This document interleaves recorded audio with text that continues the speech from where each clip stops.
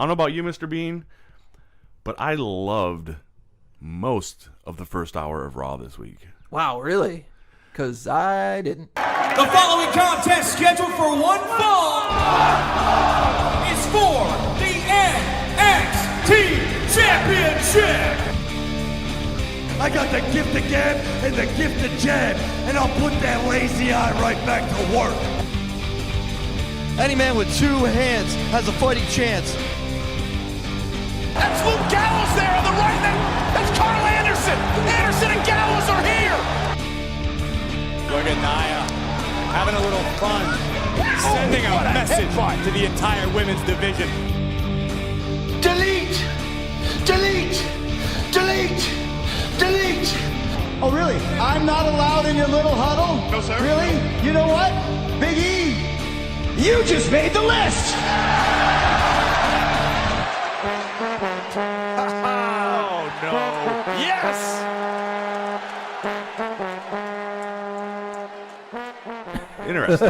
Interesting. Now, perhaps it's just an indication of my enthusiasm coming back and being a little overly excited by something that,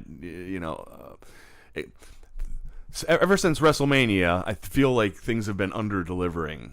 Overpromise, under-deliver with this whole concept of a new era. Sure. And so maybe I was just looking for anything to get excited about. Maybe that's what took place here. It's weird because, like, when does a new era stop being new? Right. When is it just the current era? That is a great question. I think. I mean, obviously, when you do a superstar shakeup or a draft or whatever you want to call it, then it feels like, it's a new beginning. Mm-hmm. New stuff is going to happen right now. Well, I think we all thought it was going to come with Roman Reigns going over Brock Lesnar. Right. And then that didn't happen. Yeah, that's not, at least currently, a thing. Right. In fact, it didn't happen twice. Right. Right. Because we didn't see it at WrestleMania. We're like, well, what the fuck?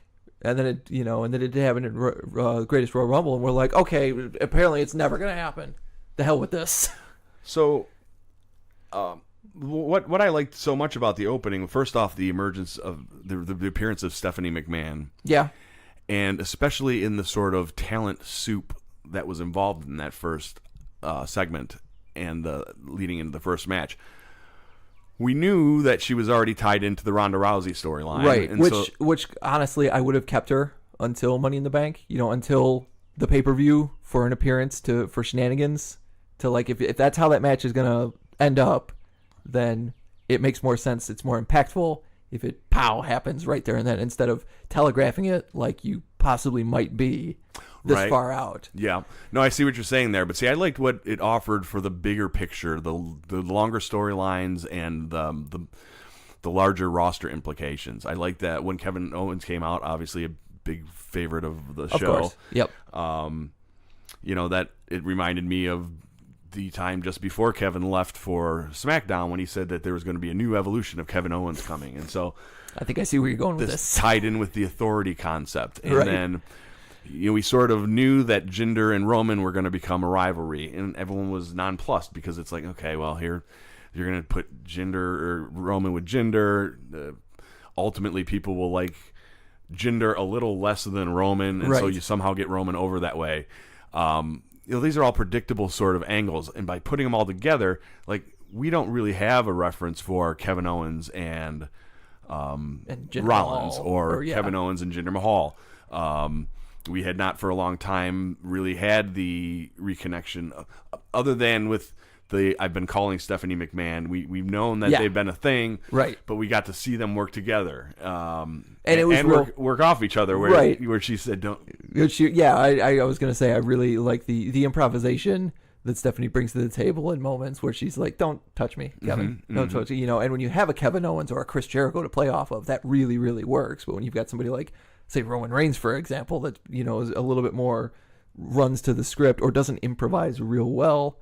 I'll go back to him referring to Sheamus's genitalia as tater tots.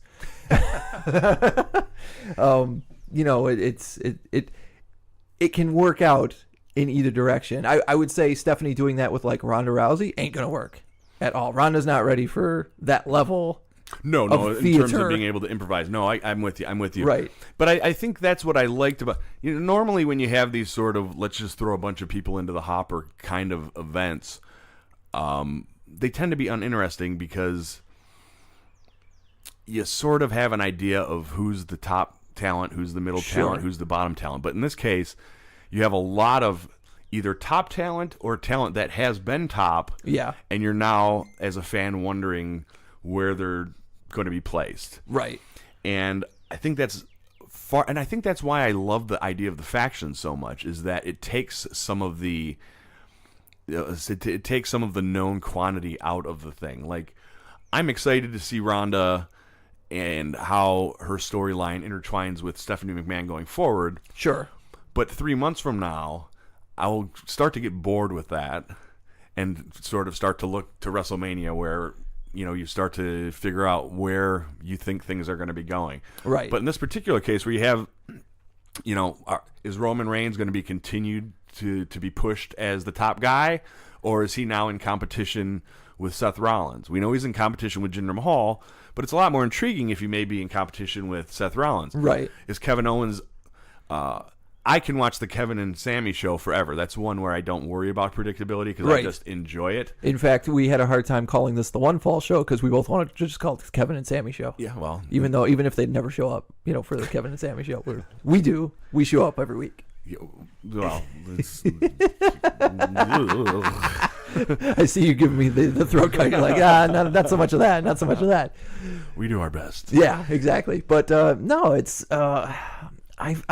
I feel like especially Sammy this week was just given just garbage and made the best of it, the best that he could, but was just handed just poop on a platter. No, when you get into just sort of like what's the run of the, where are the storylines, the known quantities going, not the best Raw in a long time, especially because that Sammy promo was terrible. Yeah. And... I've seen a lot on the message boards where just simply the fact that you had men dressed as women is going to turn off a lot of people in this current sort of culture. Sure, I can see that. I didn't have a particular problem with that. It was just like with the little person and Big Cass. Big Casa, a few weeks ago. It's like, okay, well, I guess I respect to a certain level that you're just such a tireless carny that you're going to go to the old tried and true stuff. And I appreciate that. They were presented, both segments were presented in a less offensive way than they would have been in the past. Oh, absolutely. But being just less offensive doesn't make them entertaining, and that was the real problem we had. Right. Well, I have 2 points in both of those particular things. We'll start with the Sami Zayn thing because that's what we're talking about right now. In my opinion, they have tried to recreate Mankind and The Rock, This Is Your Life, many times in this particular fashion. Hey, we're going to bring out people that are supposed to be from your past, but it's not really people from your past. It's an actor that I paid to come out here and make fun of a person from your past to make you angry kind of thing. And tried to put a different spin on it. And the last time they did it, it was Bayley and Alexa Bliss. Okay, and I feel like the parallels between that segment and Sammy's and Bobby Lashley's segment this week were undeniable, because in both segments, I feel like the crowd at large looks at that segment and goes, I've seen this before, and I know what this is supposed to do, but it's so terrible that I'm going to go in the opposite direction. This segment is supposed to make me loathe Sami Zayn and feel like Bobby Lashley did a real good job outfoxing Sami Zayn, even though he tried to get him to break his cool and do something.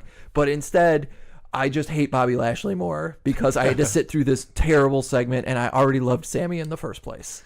Yeah, that's a weird one too. The idea that they just now have this grudge against one another out of nowhere. Right. Sammy's entire main roster career has been really as a satellite to Kevin Owens. Sure. And then Bobby Lashley shows up, and he just out of the blue. It is funny that Sammy keeps bringing up that he had like the first case of vertigo in his life thanks to that suplex that Bobby Lashley does. That's entertaining. That's entertaining. That's fine. We can just run with that. We don't have to find reasons for Sammy to try and get under Bobby Lashley's skin just so we can see the smiling, happy, Bobby Lashley face guy all of a sudden turn mean and see how much power he's got behind him, kind of thing. Like, we don't need that. We don't. No, I wonder if to a certain extent what we're seeing right now is going to tried and true stuff to gauge for Vince McMahon to look at how the audience is reacting to things and gauge where he wants to slot people going into this perceived new era. I'm going to continue to hammer at it. You can't have 5 or 6 members of the Bullet Club on main rosters. You can't be creating a faction in NXT with a Bullet Club member, mind you, and not have some plan for factions in the future. But how we get from here to there, I don't know. How long have you been watching wrestling? Because Vince kind of has a history of this. Yeah, but Vince is. I'm convinced. I was talking to somebody else. It's ironic that you bring this up. We were both in agreement. I would love to have a version of the Balor Club, the Bullet Club, whatever you want to call them. I would love to have a version of them, especially with the way it works now, where you've got the Undisputed Era down in NXT. So you've got kind of a version of the Bullet Club down there, and then you've got the Good Brothers and AJ over on SmackDown, and then just put a couple guys with Finn Balor. Put the B team with Finn Balor. They're the B team already. B stands for Balor.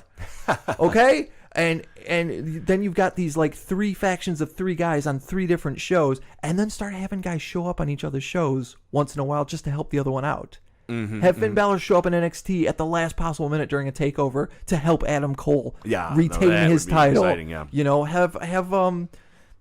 Have Kyle O'Reilly show up on at Money in the Bank just to stop Shinsuke Nakamura from kicking AJ in the face or something, or to pick AJ up so he makes the 10 count in the last man standing match. Just real swerves. Yeah, real swerves where it's like, this guy's not supposed to be here, but because these 3 factions are all kind of part of one big family, like, you can say I'm not supposed to be in the building, but I might show up. Right. And that's where the excitement comes from, the lack of predictability. Exactly. And, watching Jinder and Roman go at it, whoever comes out on top is not going to excite me. Right. Well, and that's the other point I wanted to make too, is that we look at Roman and Jinder, and it's a match nobody wanted, and no matter who wins, we lose. But you were saying that it's neat to watch Roman work with, like, say, Seth Rollins and take a little bit of a back seat to Seth, and that's where it's funny as a wrestling fan to, on one hand, say I want surprises, but then on the other hand, when you do something that's not the tried and true formula I'm used to you doing, going, well, this ain't gonna work. And that's what I look at when I look at possibly Roman playing second fiddle to Seth, unless you're going to follow the Kevin Nash, Shawn Michaels formula. Like that's typically the formula and has been for decades, if not, a century or more of wrestling, where if you've got a guy learning kind of under another guy while the other guy steals the show, typically the bigger guy is the one that's like, he's the enforcer, and the little guy can hide behind him when he needs to, but he can also, he can work, kind of thing. And if you're not just going to officially make it a thing, then we all look at it and be like, well, we love Seth, but Roman still stinks. Yeah, well, I think, though, we're just sort of spinning ourselves in circles now. And for those listening, this is the 3rd time we've tried to do this open. So right. Things got a little blurry. But I love the stew. New stew. Make the stew. Make the stew. the fact that we threw all the, Stephanie represents her and Triple H. Right. KO represents potentially Sami Zayn. We have Roman essentially cast in the shadow of Seth Rollins based on the fact that Seth got the pin at the end of that match. Right. And Seth got the pin. Seth has a title that he won at WrestleMania, that he successfully defended at the Royal Rumble. And it's, even if Roman is going to, say, by SummerSlam beat Seth Rollins and take whatever belt Seth has, it's way more interesting to me if they have some sort of prehistory rather than just sure. We have Sammy and Bobby Lashley. Okay. Like, that's one where it's sort of a filler, right? Because there's no history whatsoever. It certainly feels a lot like when somebody gets called up from NXT and they have to, beat the sub boss that is Dolph Ziggler. Ah, yes. It seems like, okay, you're back, and here's a mini boss. His name is Sami Zayn. Ziggler, though, I know you're not a fan. I continue to like him and Drew McIntyre Drew together. McIntyre being them. Cien Almas. We have now this new emergence of heels that aren't chicken shit heels. Right. I'm excited by that prospect. No, I do like that. I do like a heel that's, it's fun to have a heel that plays both sides, the way, say, Triple H did back in, say, the 2000s, where it's like, look, I can beat your ass, but I also know I don't have to. And those are the kind of guys that you can flip. Right. All right, so we agree to disagree about what the first segment offers in terms of Raw going forward. For sure. I'm certainly no stranger to repeating my ideas over and over and over again. So right, but I'm sure catch up. I'm sure anyone listening would prefer we move forward. Yeah, as things develop, we can get back to it. All right, let me just pull something out of the air here. Miz TV. Are we seeing the beginning of the breakup of the New Day here? No. No, you don't think Not so? at all. No. No, this is just some shenanigans? Yeah, absolutely. No, it's definitely it's the Miz being the Miz and trying to drive a wedge between everybody because that's his MO. Oh, yeah. If you have him on Miz TV. And I thought the New Day handled it perfectly. It was fun. Absolutely lot of fun. perfectly. And throwing the pancakes at him and shaming him. Yes. Is The absolutely the pancakes of shame. pancakes of shame. Pancakes of shame. Yeah.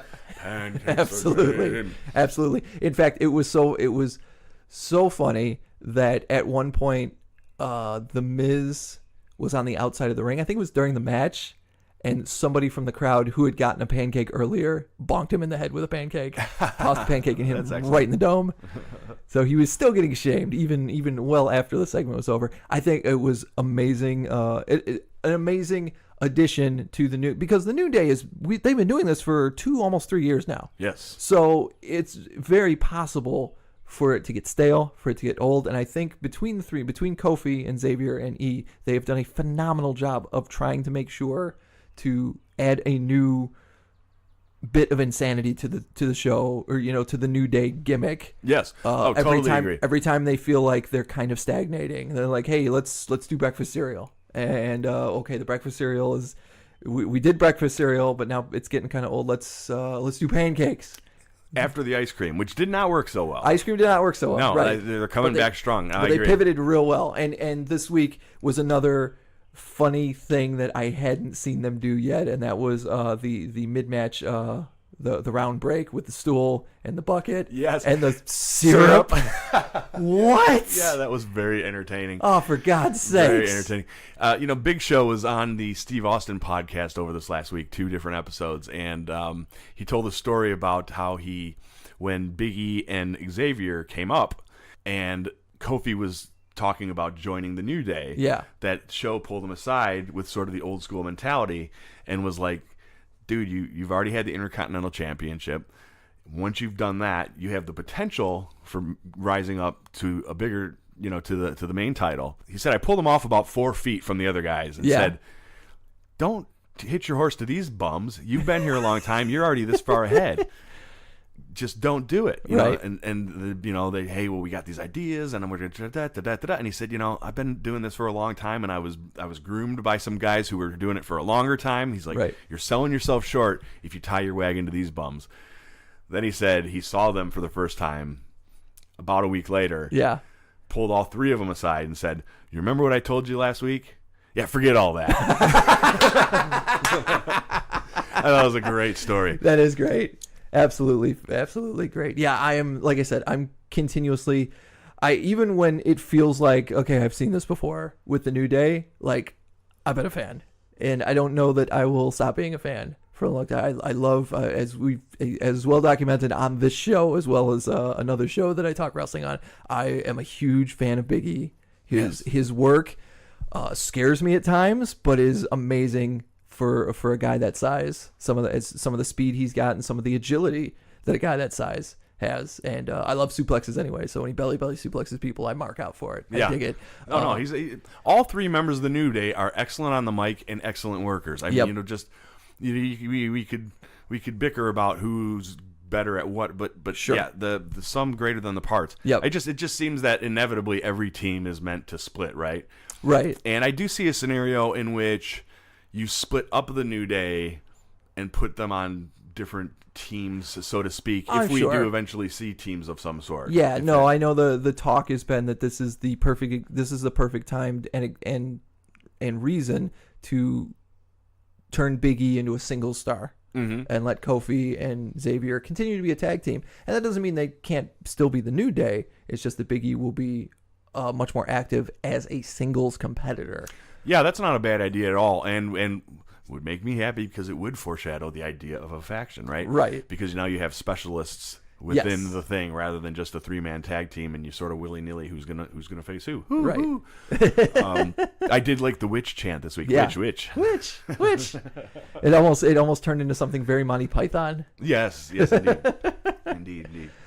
So we both agree that if they were to split and Big E was to take the big title, right, there would be much rejoicing. Oh, absolutely. I think that would be he's more than earned it. And I know that I think it was last year, the year before, that they talked about somebody was asking Xavier about them all being in the Royal Rumble, and he's like, "Well, I'm there to make sure Kofi wins because Kofi he's pop." And he deserves it. He's been here the longest, and I don't know anybody else that works as hard as Kofi Kingston, kind of thing. Because he's his buddy, he's his brother. And it's good to see that kind of camaraderie. And I really enjoyed seeing that on Miz TV as well. That kind of camaraderie of like, we know what you're doing, and like, no, we're brothers, man. There's nothing you can really say that is going to make us angry at each other. All right. And it's funny to see that on the women's side too, with like the Riot Squad. Because you see Paige kind of dissolving her faction, Absolution, and trying to drive those two against each other. But to see with the Riot Squad that like there was a moment in the match that they were both in. Was it Liv Morgan and Sarah Logan, where they were the only two standing in the match, and they looked at each other for a second like they were going to go, and then they just giggled about it and then started beating up Natalya again, and it's like, yeah, we're a group. But even then, speaking of like the women's division on Raw, I was super pumped to see Alexa Bliss and Ember Moon fight each other because they're two of my favorite talents. An excellent match and a program that I would like to see. Like, that's a program if you said, well, this is going to be the start of something that we're going to watch for the next 3 months. Yeah. I would be excited about that. Ember Moon has hit the main roster. She is working about as hard as Seth Rollins, I think, as far like as soon as I feel like she has watched other NXT talent come up and then disappear and has convinced herself that it's like, I am going to work as hard as I possibly can every second they give me on TV until either my body breaks down or they undoubtedly know where I'm supposed to be. I agree with that. And in fact, I was a big fan of hers in NXT, huge fan of hers in NXT, but like her game has just stepped up. The bigger stage, she has bloomed to fill the bigger stage. She has risen to the occasion. Yes, absolutely. But then you also, I would say there were 3 things worth seeing on Raw this week. It was seeing Alexa Bliss and Ember Moon fight. I would say the main event, Braun Strowman and Finn Balor. What do you? It was good and it was fun. What a strange pairing, though. Is this going somewhere, or is this just you need to put the people in the Money in the Bank match together to? I think because we talked about this a little bit last week, the fact that we are still like 3 weeks away from Money in the Bank and technically know the card, and that feels very strange. Like sometimes you don't know the card until like the card isn't really finalized until the week of, right? Kind of thing. But even with something like Money in the Bank, where you're going to have 8 competitors in either match, and like you've got 5 to 6 weeks to string that out, so you don't have to let us know who all 8 of them are, 2 weeks in. And they essentially almost have, and it feels real strange. I think that's where I see it going. I don't think it's long term. I think it's a matter of we got 3 weeks to fill. So both of you guys are going to be in Money in the Bank. So let's put you together because Finn is very small and Braun is very huge, and Finn has a history of like just not backing down to huge guys, anyways. So let's tag you up and give a little bit of fun there, where he threw Finn on top of their opponent last week, and Finn looked at him like, "What are you doing?" Right. He's like, "You're fine. Get over to the apron." And then to have them fight each other and at the end, show a little bit of respect. I think Braun picked him up and put him placed him in the corner instead of just slamming him again. But I thought it was a super enjoyable match by 2 fan favorites. Yes. at this point. No, definitely made for a worthy headlining match. When you're in these sort of, the perpetual go-home shows between pay-per-views, which are now, we got so used to them being every 3 weeks. Yeah. Sort of a breakneck pace, to now it feels like a little bit like molasses. Yeah. We both are responding to that differently. I stand by it. I liked Raw this week. Right. No, I didn't even realize that was the last match until the little graphic popped up, and I was like, oh, the show's over. I thought there was going to be something else. But no, they'd already hit all their marks for the Ronda Rousey segment. It already happened. That came in basically the end of the second hour, and I thought that was very this seemed like that would be your big finale. And you know what? I would really love if the swerve to that angle is not so much that Nia is going to retain by Stephanie McMahon Shenanigans, but that Stephanie is going to cause Shenanigans to get the belt on Ronda this soon, and Stephanie's just going to play this angle of trying to make the entire locker room hate Ronda, and Ronda being like, "Look, I didn't ask for this," and then being like, "I don't care. You came in, you got a title shot immediately, you got the title immediately, all on technicalities basically, and it's bullshit."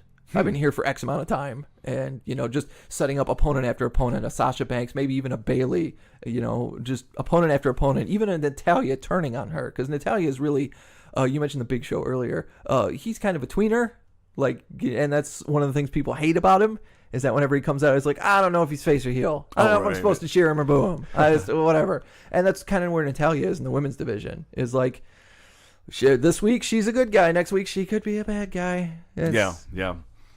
But the third thing I wanted to mention that I thought was totally worth seeing on Monday Night Raw was the celebration when the B team won their second match ever. Not so much the match, just the celebration. I'm all about the B team. I am enjoying the matches. I'm loving the celebrations. Yeah. And I like that the crowd is getting behind it. Yep. It's about time that one of these eighth-rate tag team job squads is getting a chance to get over. Yeah. It's like, for sure. I think at this point they've beaten Breezango twice, so it's time for them to beat somebody like the Ascension. Or let's we have a lot of tag teams on Raw that aren't really going anywhere. So let's spice it up a little bit.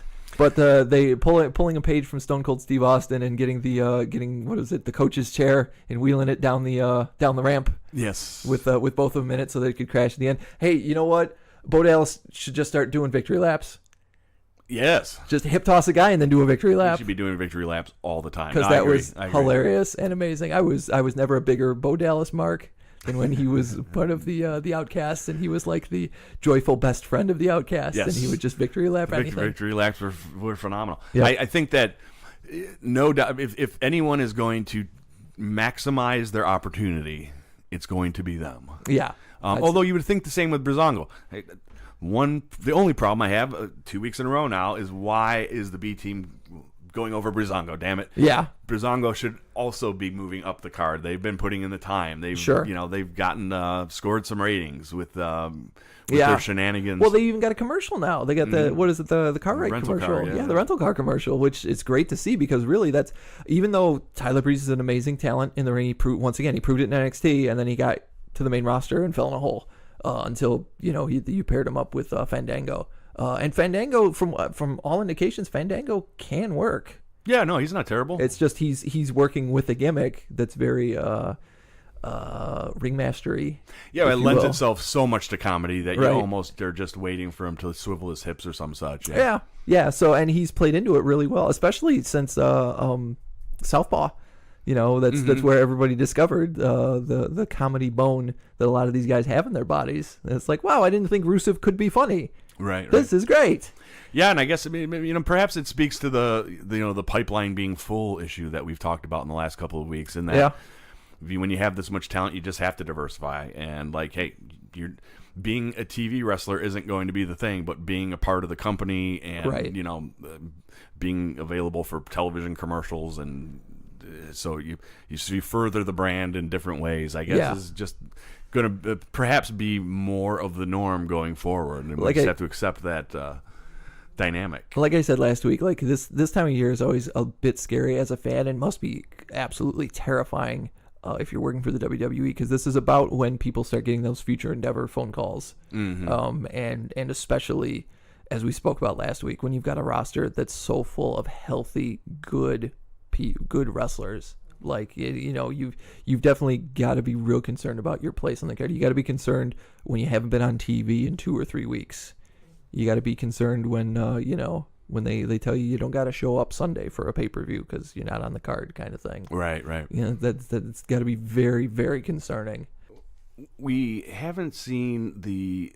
Am I mistaken, or Authors of Pain again? AWOL. I want to say they showed up either last week or the week before and just smushed some guys.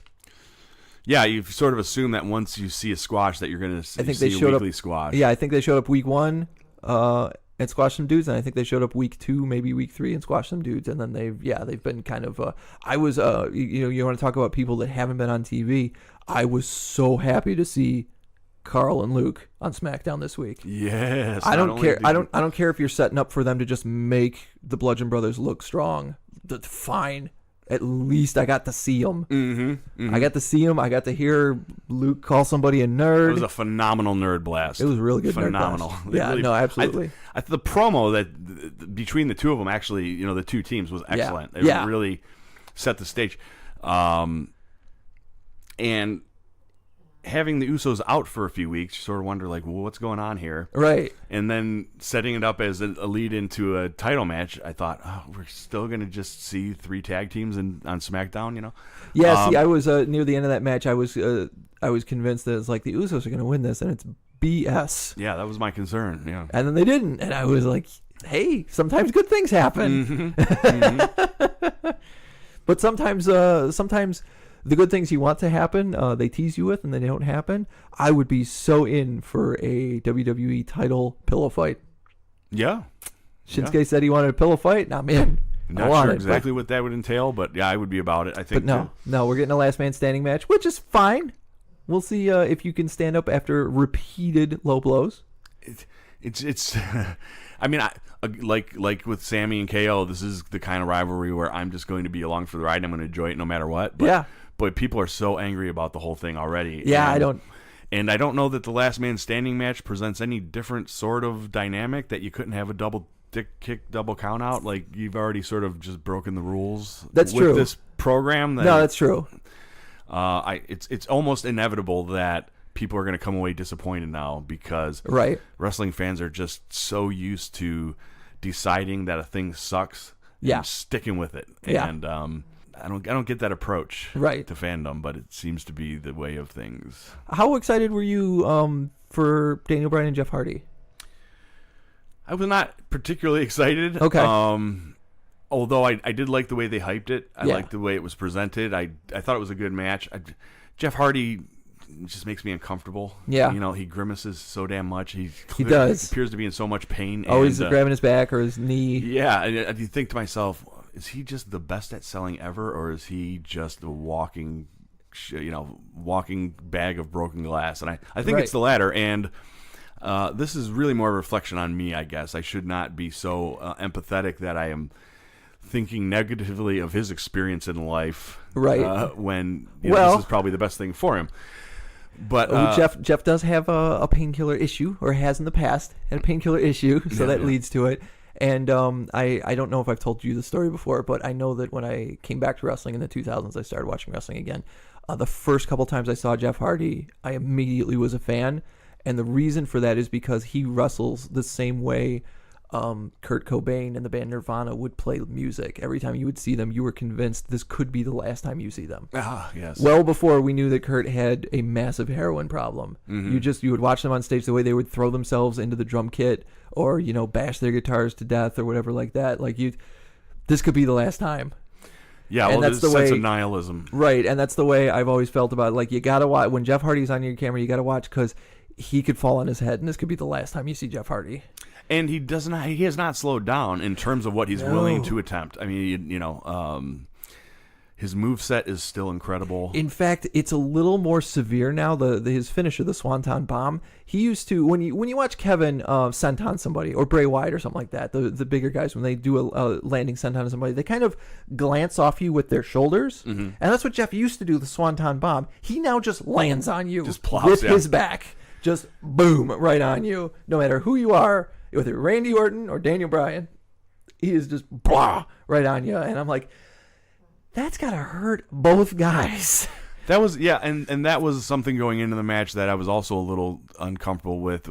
Again, my fault, but thinking that Daniel Bryan is too fragile, and thinking, boy, you've had him work with some safe people, and now, we're not sure. I don't think that Jeff Hardy is sure when he leaves the top rope if he's going to go a foot into the air or a half inch into the air. Sure. And that makes all the difference when you're doing these ninja flips. Well, I also think that kind of mindset of worrying whether a guy is hurt, is going to be hurt, or something like that, I think that's just age.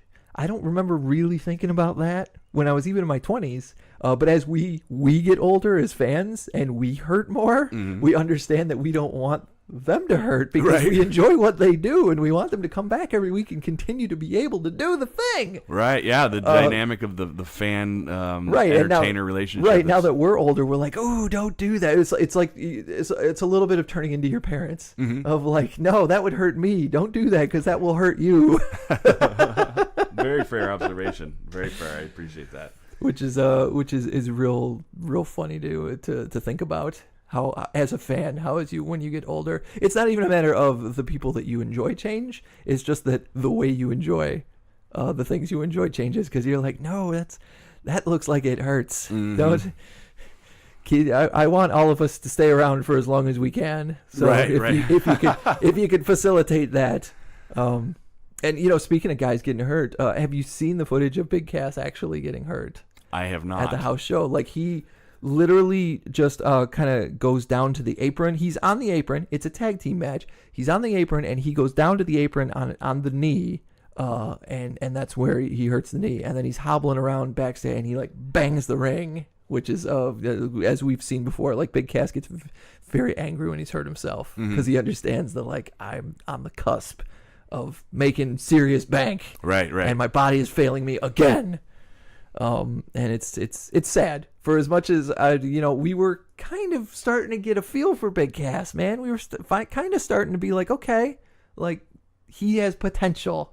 Yeah, he'd added a new dimension to his game, and so at least there's some promise that as that blooms, that you're going to get to see something that makes him greater than what you thought of him in the past. And it's a big setback. Yeah, very, very unfortunate for sure. For sure, Big Cass. And anybody that's following Wrestle Palace, speaking of house show footage, I believe not only have I shared Sami Zayn dancing to Samoa Joe's music, which is a That's joy. A very fun video. As I think I said on Wrestle Palace, like the One Fall show now. I'm sorry, the One Fall show. We fixed it. Yeah, we don't deserve Sami Zayn. Sami Zayn is a joy, no matter what he does. But unless he's presenting Bobby Lashley's sisters. See, I still contest that. I blame Lashley for that, even though somebody else wrote that. Somebody else wrote that segment. Bobby has nothing to do with that. He's just going along for the ride, just like Sami is. But you know what? I had to sit through that segment, and I wouldn't have had to sit through that segment if Bobby Lashley hadn't come back. Sami would be doing something I'd enjoy more. Fair. But fair. What I was going to say is that there's a video circulating on, I believe Samoa Joe has shared it on Facebook. Kevin Owens at that same house show grabbed the WWE social media camera, the phone that they were using, and decided to go into business for himself. Nice. And for like 5 or 6 minutes and just carry it around and talk to it in selfie mode and, put it in Sammy's face. And it's real entertaining. Top tier Kevin Owens. It was a tag team match. It was Kevin, Sammy, and Samoa Joe against Bobby Lashley, Roman Reigns, and Braun Strowman.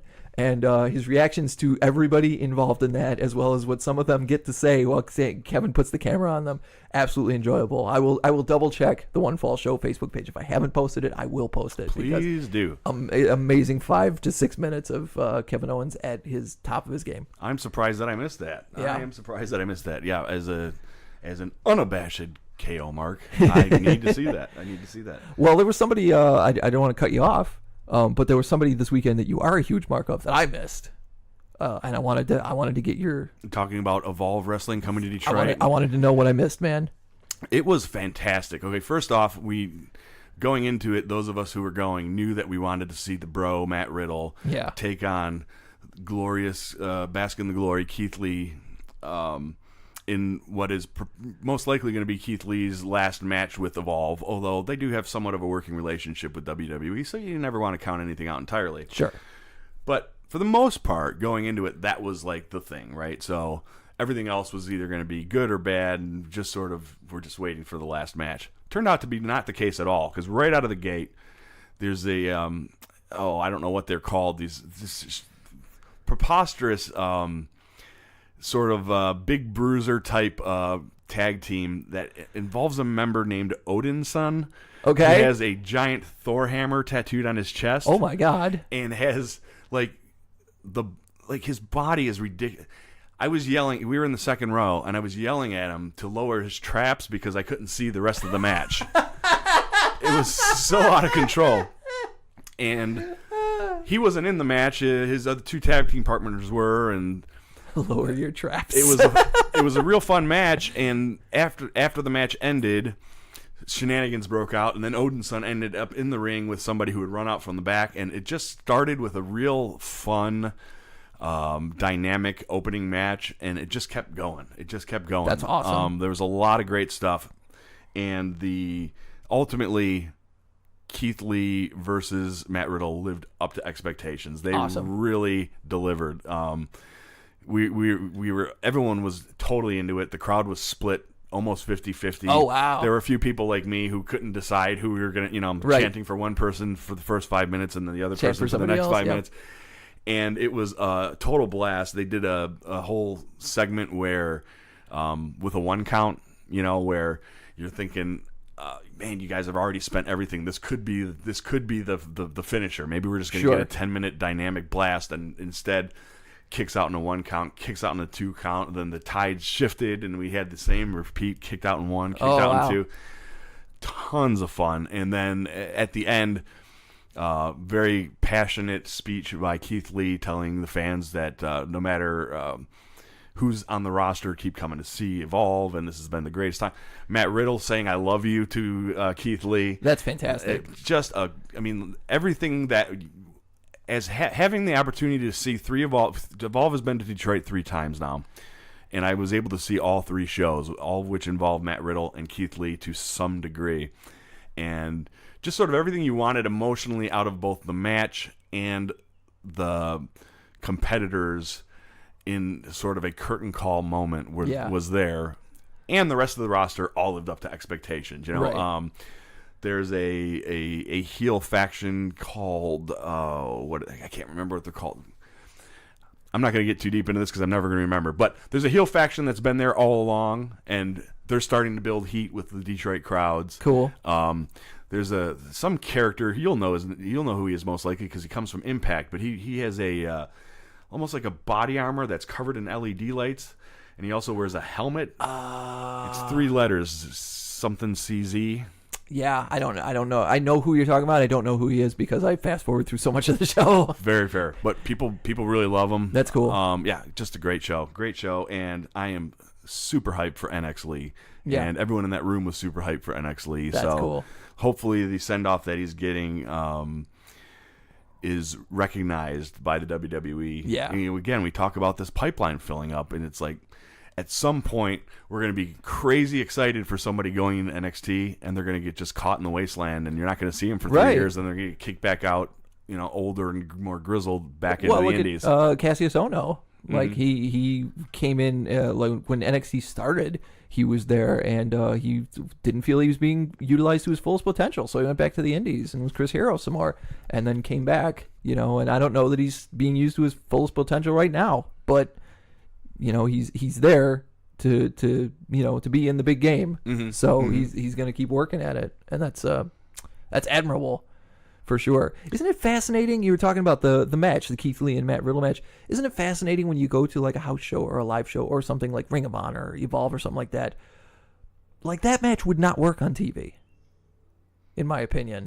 It would be tough because of the size. Well, although, I mean, Finn and Braun, we talked about earlier. Right, but like the way you're describing the match where it's like 10 minutes of just balls out wrestling and like that's cool and all that, but then like they fight to a 1 count and then you start to feel like, man, this match has been going like they would have cut to commercial at least once within 10 minutes. That's an excellent point. And then when they have to like when they cut to commercial, even when they put it up in the box like they do on SmackDown, like it takes you out of it completely. And it's funny how stuff like that, or similarly how when they got to the end of the match and Matt Riddle telling Keith Lee that good sportsmanship kind of thing, you don't see that in the WWE product very often. No, that's entirely. It's the kind of thing that they're convinced that like, no, this doesn't work on TV. TV works on bad guys and good guys. Yeah, and it is surprising to me considering how much television that you get from WWE that they haven't done a little more of the like. I've long thought that you could have gotten Roman over much more easily if you had some sort of backstage segments demonstrating a story with him. Right. When he was coming back from the from his wellness policy suspension or whatever. Sure. You're going to hold him out for a couple of weeks. Have him doing something, interviews in the gym like they do in NXT. Yep. You're constantly seeing women's competitors having promos involved with the training room. Yeah. And so when you're seeing that, it's implanted in your head.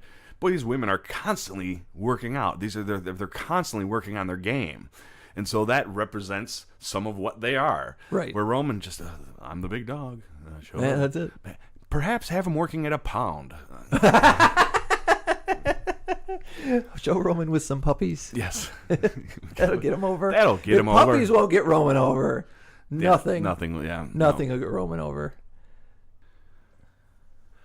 All right, before we wind down, let's see. There's a couple of things left. Lana Day. So going into this match, some of the internet rumors were that New Day. Rusev Day is too many days. Is gonna, they planted the seed that Lana Day Lana. We're having a hell of a week this week, folks. That Lana was sowing the seeds of disease between the two, right. And so maybe this week we're going to see the dissolution of New Day, but instead we see the creation of Lana Day. Yeah. And not only was it over with me, but man, the crowd took to that absolutely real quick. Like, yeah. Talk about just whoever in the front office said, well, let's just see if we spoon feed the fans a little twist if they bite. And right. Boy, hook, line, sinker. Well, Rusev is the one that came up with this song. He was singing it during, he's been singing it on Instagram videos for months. He was doing it during the Mixed Match Challenge. He was getting the crowd to sing, Lana is the best, Lana number one. So to get Aiden to do it in his own distinguished style was absolutely fantastic. And then to have him have a sign that says Lana Day at ringside was just absolutely cool. And I'll tell you what, I never in a million years would have seen, what does Lana do in Money in the Bank? I've seen Lana wrestle 2 matches ever. I've seen her. She delivered a real nice kick, and she did the X Factor, which was X-Pac's finisher, which is the finisher they give every girl that doesn't know how to wrestle because it's easy and it's hard to make. It's hard to like kill somebody with this move. You just grab them by the hair and you jump and you do the splits, and their head hits the mat in front of you, and there you go. You're done. Okay. But I don't know what Lana does in a Money in the Bank match. I don't know what she brings to a Money in the Bank match. I'm interested to see what she brings to a Money in the Bank match. I hope that Aiden comes with her for that too. Yeah, I mean, to be fair to Lana, the 2 matches or 3 matches that we may have seen have been spread out over a long time. A long period of time. Presumably she's working and she's, adding tricks to her bag. But yes, we have no evidence of that quite yet. I hope yet. so, because I've heard her talk, I think on it might have been Jericho's podcast or Austin's podcast, but I've heard her and Rusev talk before, and she is a massive wrestling fan. Like Rusev, I think, was the one that says, like, she talks about wrestling the entire drive from town to town. She won't shut. There's times where I'm like, can you shut it off, please? I would like to watch this movie. Can you just shut it off? I did not know. I'd like to find that podcast. I would be interested in hearing that. But yeah, I was. I did not expect Lana Day. Did not expect Lana to go over. No, not like that. I mean, just because oftentimes, even when it's something that the crowd wants, by the time they get it, they're a little cranky, or they're willing to spit it back up just to be brats. And that was just not the case. It was like wildfire. Yeah, no, it was real fun. It was real fun. Yes, agreed. you were going to go to Comic-Con, Well, hoping yeah. to meet a wrestler. Did you meet anybody? I was going to say, we talked about what you did last week, and the reason I missed it last weekend is because we had our local Motor City Comic-Con this past weekend, and I did, on Sunday morning, get to spend about 10 minutes with the master of the Diamond Cutter, Diamond Dallas Page. Very, very humble, very cool dude. I told him how I missed most of his WCW run. My first experience with him was as The Undertaker's wife's stalker, and he admitted that was not his finest hour. But I told him I really, really loved, after they got past that angle, I really loved him in the Invasion. I was all in for the Invasion, and I loved when he was Mr. Positivity coming back out of that. It was very, very fun. And that I appreciated the role he's played in the resurrection of Jake Roberts, as well as all the work that Scott Hall's done to come back from alcoholism and stuff. And he was, like I said, he's very humble. He's like, they do all the work. I just provide the inspiration. I'm there to try and keep them on the straight and narrow. Yeah, that's really, I appreciate, I don't have much experience with Diamond Dallas Page at all in terms of being a wrestler, but I appreciate where your appreciation comes from. I found when I was listening to Big Show on the Austin podcast, like I was talking about earlier, that as somebody who struggles with life way more than I need to, and who has way more than a person should. I mean, like I don't have a reason to struggle other than my brain rebels against me, Sure. And so I always try to recognize and appreciate people who are grateful and who give back and who can set a good example for me as a grown-ass man who still needs somebody to set a good example, And, I guess that's just part of the trials and tribulations of mental illness. But, I thought, do I really want to hear the Big Show? The Big Slow, the first year I jumped into wrestling, he was sort of his last full-time year, and it was him and Kane sort of, and they're winding down, but every time you saw him, you're like, what are these guys doing here? And, right.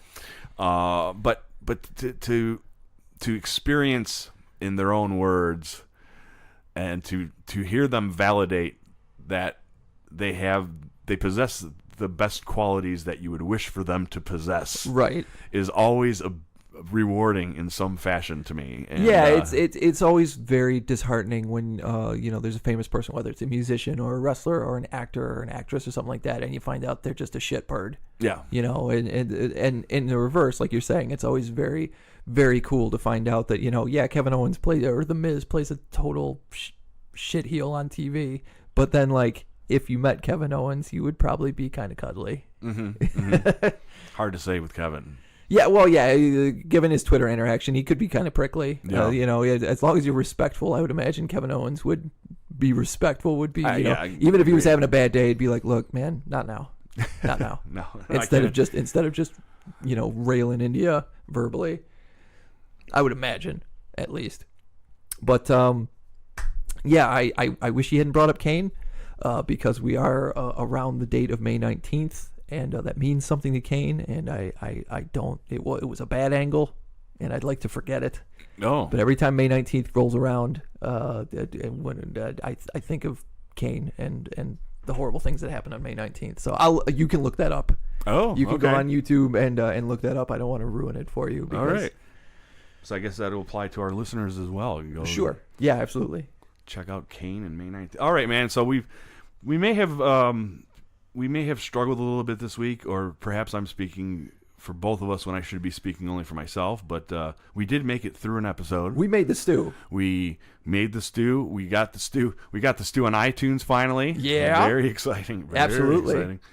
And I'm glad we made it through this episode. I think that we've got more wrestling to come and more. What the fuck am I talking about? Where can people find you on social media, Mr. I just Bean? hope that Raw is better this week than it is last week. You can find me on social media at Mr. Bean Wrestles on Facebook, and you can always find us on the One Fall Show. Always post in the group. That's where currently I am professing my absolute adoration for the Impact wrestler Rosemary. Yes, excellent little. Absolutely love the angle that she's there. in. I hate the fact that, unfortunately, it is to write her out for the next 8 or 9 months because she's got to get her knee taken care of. She's got an ACL injury, but I absolutely love the way they've done it. I don't know. Like I said, I watch Impact every week. I fast forward through about an hour and a half of it just to watch a half an hour of it. And usually it's the women's division because I love Rosemary, and they've got a couple other girls that are doing some fine work down there. But production-wise, writing-wise, whoever is taking the character of Rosemary and running with it, good on you, man. You've done it. You obviously learned some stuff from the broken Matt Hardy angle, like filming outside the, like you were saying about Roman Reigns, filming outside of the ring, outside of the arena, going places and like doing things with the character is working. Yeah, telling bigger stories than you tell in the ring. I mean, the ring is the story, but damn it, you have all the equipment. Why are you not telling bigger stories and bigger context? The ring is where the main parts of the story are told, but you can always go outside the ring, and like it doesn't have to be the Wyatt family compound. It doesn't have to be Randy Orton and Bray Wyatt in an abandoned house somewhere. Sometimes it can work out. But yes, find me on Mr. Bean Wrestles. Find me at One Fall Show. Find Shawnee Constant at Shawnee Constant on Twitter, at Shawnee.Constant on Instagram, at The One Fall Show on Twitter, and at The One Fall Show group on Facebook. Thank you very much, Mr. Bean. Thank you, everybody who listens. And don't fall in the hole. Don't fall in the hole. I stole it. All right, Mr. Bean is gone. I got another one of these emails from this Dr. X, and I decided I wasn't sure if I was going to release it or not, and I didn't want to really discuss it with Mr. Bean, because if this thing escalates, becomes another Grizz deal, and nobody wants to deal with another Grizz deal. So, I don't know if Dr. X is actually a medical practitioner, but he did threaten to put me on the, quote, wrong end of his scalpel, unquote, if I didn't play this audio. So, I don't know. Maybe I'll reach out to the Shoot Show and see what they think we should do about this whole thing. God, nobody. Hashtag nobody wants another Griggs thing. Hey yo, Shoot Show. It's me, Dr. X, here once again to pull you back from the brink of irrelevancy. You should be thanking me for keeping your show alive, but this is gonna be your eulogy. It's with deepest regrets and tears that are soaked. I'm sorry to hear your show finally croaked. It lived a short life on its own terms. Now it's in the ground being eaten by worms. But if my show had hosts as stupid as you, I'd hope it would die quick too. Until next time, chicos.